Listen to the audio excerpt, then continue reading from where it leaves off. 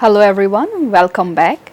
We had been discussing the key concepts of Gilbert Ryle's work from the concept of the mind. We had just about studied or talked about the category mistake. We are now going to address the other important key concepts. And to begin with, it is the ghost in the machine that we would like to address. Ryle argues that treating the mind as an independent entity, separate from behaviors and dispositions, is a category mistake. According to Ryle, mental states are not things that exist in a private, inner realm, but are instead ways of talking about people's behaviors and dispositions. Ryle famously referred to Cartesian dualism as the doctrine of the ghost in the machine. This phrase, ghost in the machine, criticizes the idea that the mind is a ghostly, immaterial entity that inhabits the physical body and controls it like a machine. Ryle argues that this view is not only misleading but also unnecessary. Mental phenomena do not need to be explained by invoking an immaterial mind. They can be understood in terms of observable behavior and dispositions. Ryle proposes that mental states should be understood as dispositions to behave in certain ways under certain conditions. For example, saying that someone is intelligent means they have a disposition to act intelligently in a variety of situations, not that they possess an inner, hidden state called intelligence. For everything what we talk about of the mental state are disposed of or manifested through the external behavior. This dispositional analysis shifts the focus from an internal private mind to publicly observable behaviors, thus eliminating the need for a separate mental substance. Ryle challenges the Cartesian reliance on introspection as a way of understanding the mind. Descartes believed that introspection could provide direct access to the contents of the mind. Ryle, however, argues that introspection is not a special kind of inner observation, but just another way of engaging in the world subject to the same errors and limitations as any other form of observation. So our question that we had picked up was, does this make Gilbert Ryle anti-Cartesian? Yes. Ryle's work is decidedly anti-Cartesian. Ryle's entire project in this work is aimed at debunking the dualistic framework that Descartes established.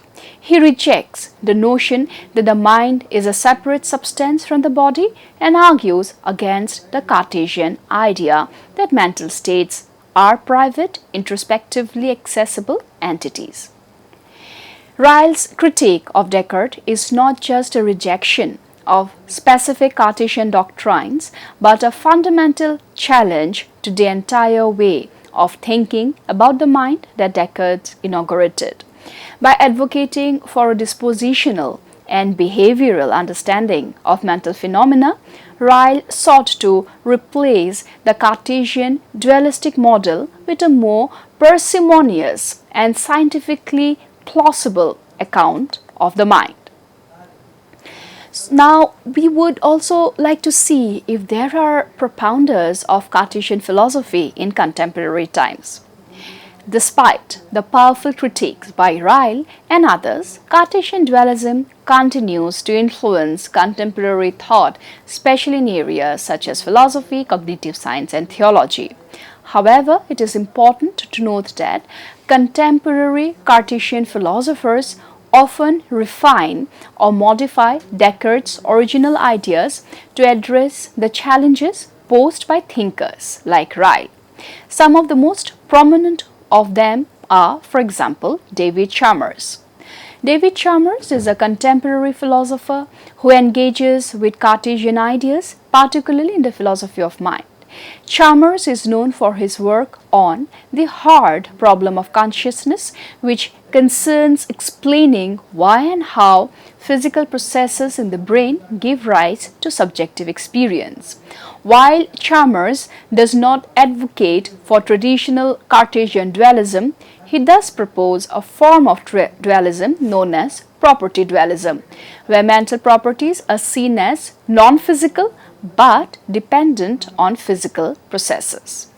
We also have Alvin Plantinga from the contemporary series of philosophers who are influenced by Cartesian philosophy. In the realm of philosophy of religion, Alvin Plantinga, a contemporary philosopher, has defended a form of dualism often inspired by Cartesian thought in the context of theism.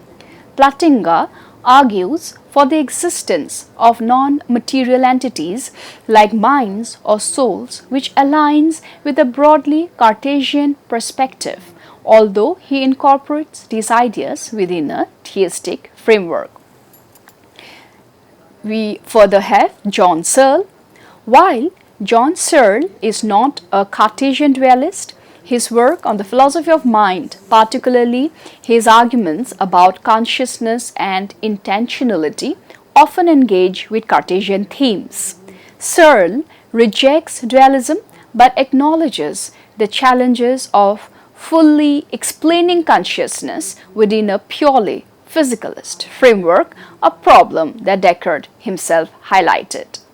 Roger Penrose, a physicist and philosopher, Penrose has also engaged with Cartesian themes, particularly in his arguments about the non-computational aspects of human consciousness.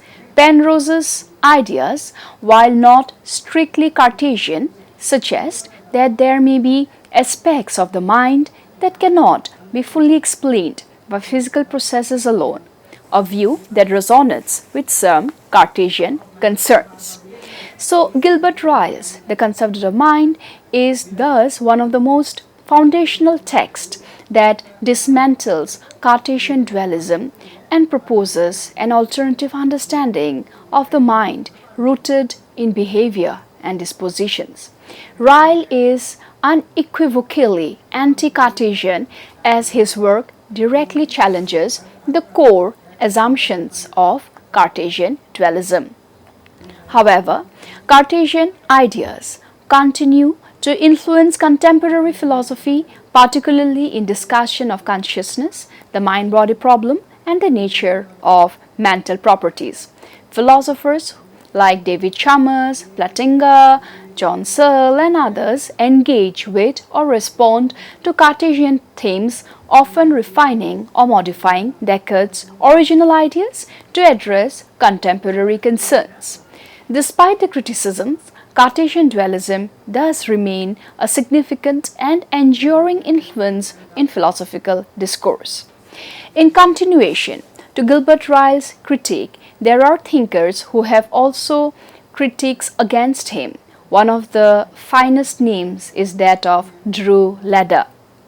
Drew Leder's work, particularly in his book The Absent Body, published in 1990, introduces several key concepts that challenge traditional Western notions of the body and mind, especially those rooted in Cartesian dualism. Drew Leder draws from phenomenology to explore the lived experience of the body, emphasizing how our bodily existence is not just a physical or biological fact, but is deeply intertwined with our consciousness and subjectivity. Here are the key concepts of his work. The lived body. Leder's central concept is the lived body, which refers to the body as it is experienced from the first-person perspective. Unlike the Cartesian view that treats the body as an object separate from the mind, the lived body is understood as a fundamental aspect of our being. Our bodily experiences are integral to our identity, perception, and interaction with the world. The lived body is not just a physical entity, but is infused with our emotions, intentions, and consciousness. Leather introduces the notion of the absent body, which refers to the way our bodies often recede from conscious awareness in everyday life. When everything is functioning normally, we do not typically focus on our bodies. Instead, our attention is directed outward towards the world. For example, when we walk, we do not consciously think about the movements of our legs or the steps that we have taken. Our body becomes absent as our focus is on reaching our destination. Disappearance. The concept of disappearance refers to the moments when the body becomes the focus of attention due to discomfort, pain, or malfunction. In these situations, the body appears in our consciousness because it is no longer functioning seamlessly. For instance, if we experience a headache, the body becomes present in a disruptive way, forcing us to confront our physicality. This appearance highlights how the body's presence is often linked to states of distress or dysfunction. The reversibility of presence and absence. Leather discusses how the body oscillates between states of presence and absence. In moments of health and normal functioning, the body is largely absent from our awareness. However, in moments of illness or injury, the body becomes present and demands our attention. This reversibility is crucial to understanding how we relate to our bodies in different contexts. The corpse and the lived body. Leather contrasts the lived body with the corpse, emphasizing the difference between a body that is lived and experienced versus one that is objectified and lifeless. The corpse represents the Cartesian view of the body as an object res extensa, a perspective that strips away the vitality and subjectivity of the lived body. Leather's work suggests that Cartesian dualism, by treating the body as a mere machine, overlooks the rich subjective experience of living in a body. Leather also explores the paradox of the absent presence of the body.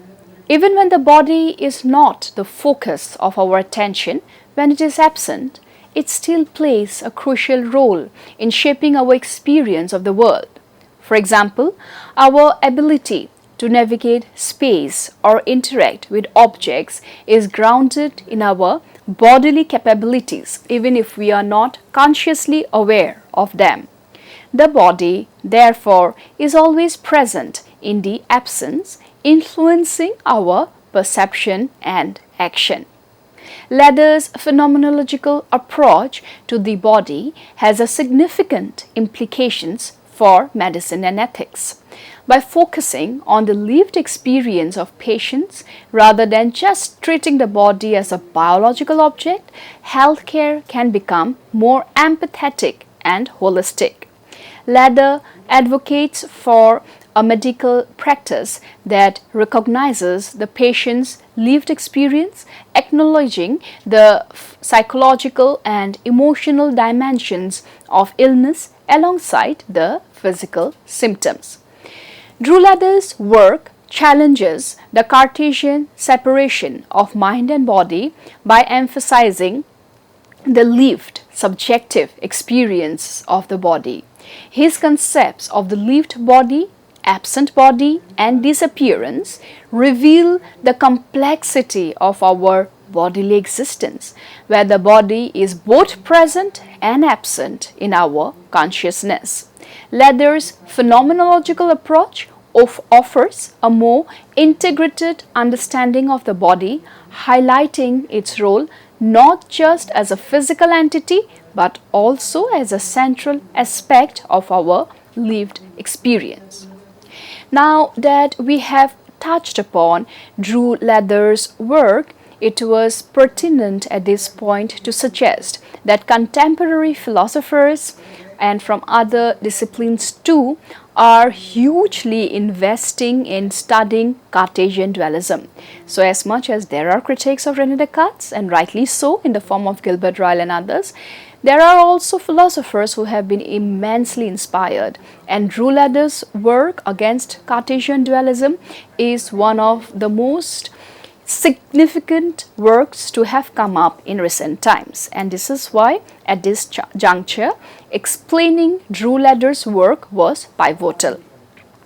Now we will try to explain in detail how Roulada elucidates this and its repercussions in philosophy of mind in contemporary times. Now Roulada's yet another significant work, A Tale of Two Bodies, the Cartesian Corpse and the Lived Body, explores the profound difference between the way the body is conceived in Cartesian dualism and how it is experienced phenomenologically. Leather's work critically examines the implications of this duality, particularly how it has shaped the philosophy of mind and its repercussions. The concept of the Cartesian corpse originates from René Descartes' philosophy, which we had already studied, which sharply distinguishes between the mind and the body. According to Descartes, the body is a material object akin to a machine which can be studied, dissected and understood in a purely physical terms. This view reduces a body to a corpse, a lifeless, mechanical entity devoid of consciousness or subjectivity. In this framework, the body is an object to be manipulated, controlled and examined from an external standpoint. The mind, in contrast, is the seat of thought, consciousness and self-awareness. The dualistic view has profoundly influenced Western thought, particularly in how the body is treated in medicine, ethics and philosophy. In contrast to the Cartesian corpse, Leather introduces the concept of the lived body, and this is why bringing in Roulada at this juncture, where we have just about studied how Gilbert Ryle had huge problem with René Descartes and how we could fix these issues, Roulada's works comes handy. The lived body refers to the body as experienced from within, as the site of perception, emotion and intentionality. The lived body is not merely an object in the world, but is the very medium through which we engage with the world. It is through our bodies that we perceive, move and interact with our environment. Leather's concept of the lived body is rooted in phenomenology, particularly the work of philosophers like Maurice Merleau-Ponty, and emphasized the body as the primary locus of experience. The lived body is always present in our experiences, even when we are not explicitly aware of it. For example, when we walk, the body is not something we consciously think about. It is simply that means by which we engage in the activity of walking. Now, let us see the contrast between the two bodies. The contrast between the Cartesian corpse and the lived body highlights a fundamental tension in the philosophy of mind. While Cartesian dualism treats the body as an object separate from the mind, the phenomenological perspective sees the body as an integral aspect of our conscious experience. Leather argues that this tension has significant implications for how we understand the nature of the self, consciousness and the human condition. Now, what are the possible repercussions of Leather's works vis-a-vis the absent body, the Cartesian corpse body and the lived body? Let us have a look. Leather's exploration of these two bodies has several important repercussions for contemporary philosophy of mind. Re-evaluation of mind-body dualism is the first.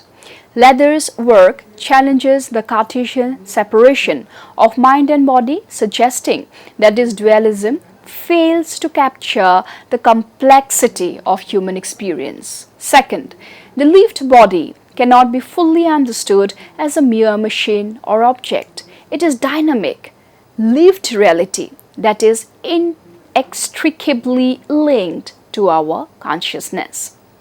This critique has contributed to the growing interest in non-dualistic approaches to the mind-body problem, such as embodied cognition and inactivism.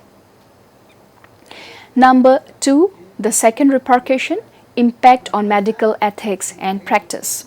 The distinction between the Cartesian corpse and the lived body has significant implications for medicine and healthcare.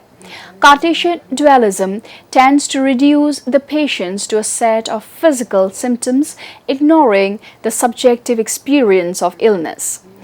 Ladder's emphasis on the lived body calls for a more holistic approach to healthcare, one that recognizes the patient's embodied experience and the psychological, emotional, and social dimensions of illness. Number 3, influence on embodied and inactive theories. Contemporary approaches in cognitive science and philosophy of mind, such as embodied cognition and inactivism, draw on the idea of the lived body. These theories argue that cognition is not confined to the brain but is distributed across the body and the environment. Ladder's work provides philosophical support for these views, reinforcing the idea that the body is not just a passive recipient of mental states, but an active participant in the process of cognition. 4. Critique of technological and scientific reductionism. Ladder's critique of the Cartesian corpse also serves as a critique of the reductionist tendencies in modern science and technology.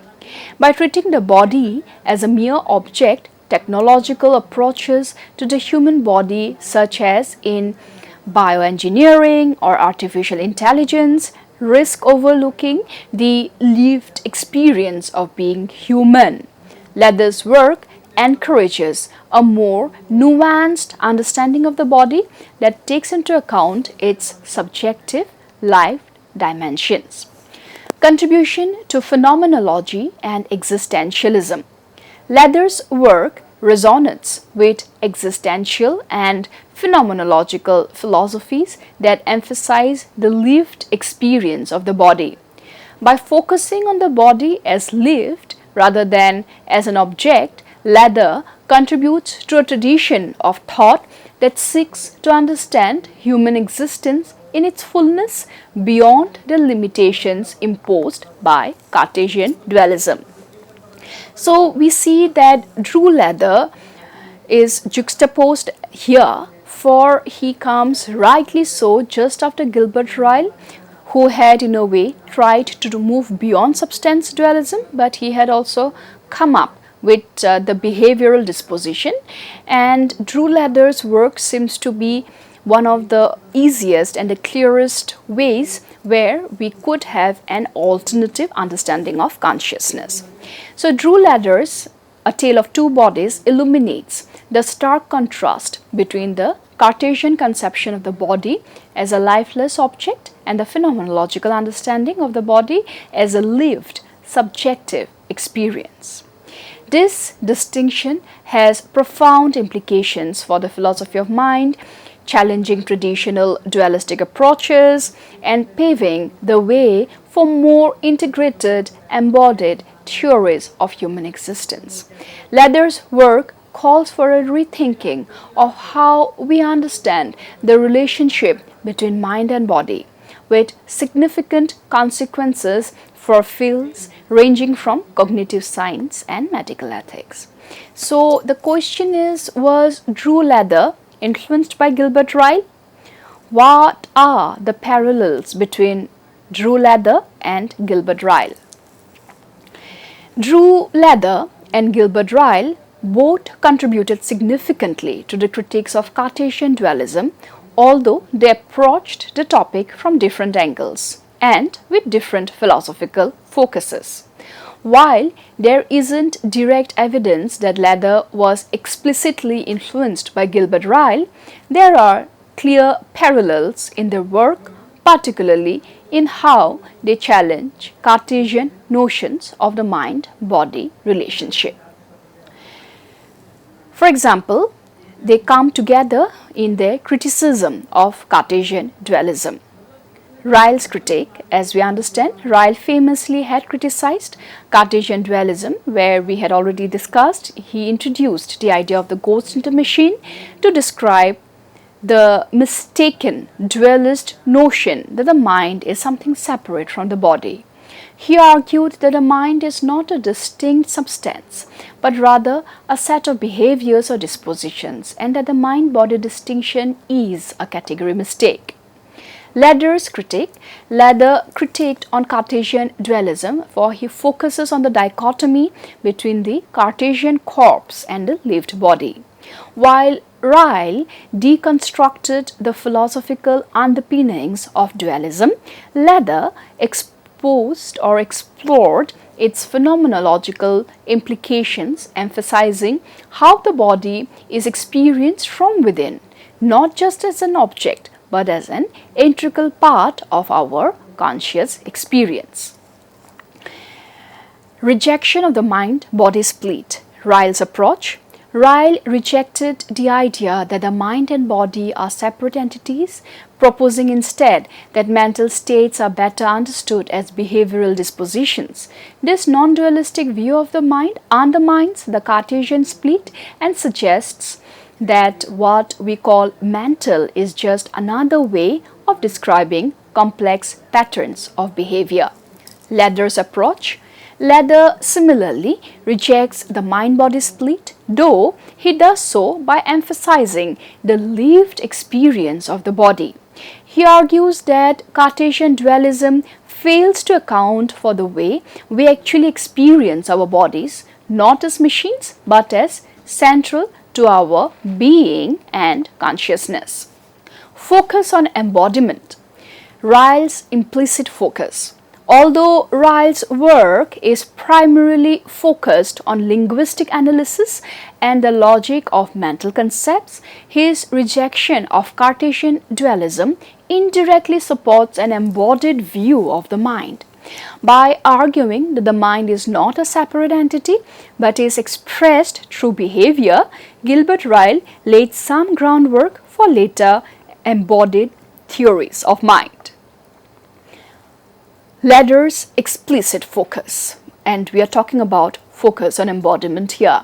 Leather explicitly addresses embodiment by contrasting the Cartesian corpse with the lived body. His work is deeply rooted in phenomenology, which directly explores how consciousness is embodied and how the body is central to human experience. We will now see the critique of reductionism, both Gilbert Ryle and Leather's approach. Ryle's critique about reductionism. Ryle critiqued the reductionist tendencies in philosophy that sought to explain mental phenomena in purely mechanical or physical terms, arguing that such explanations miss the complexity and the richness of human experience. Leather's critique. Similarly, Leather critiques the reductionist view of the body as a mere machine as found in Cartesian dualism. He argues that this view reduces the richness of human experience to mere physical processes, ignoring the subjective lived experience of the body. So the conclusion towards the influence and parallels. While Leather may not have been directly influenced by Gilbert Ryle, their critiques of Cartesian dualism are parallel in significant ways. Both philosophers challenge the idea of a strict separation between mind and body, emphasizing instead the integrated, embodied nature of human experience. So Ryle's work provides a linguistic and logical critique of dualism, while Leather offers a phenomenological exploration of the same. Together, their works contribute to a broader movement in philosophy that seeks to overcome the limitations of Cartesian dualism and develop a more holistic understanding of the mind-body relationship. With this, we end our lecture series for here today. We will continue with Gilbert Ryle's interesting key themes in our next lecture series. Thank you so much.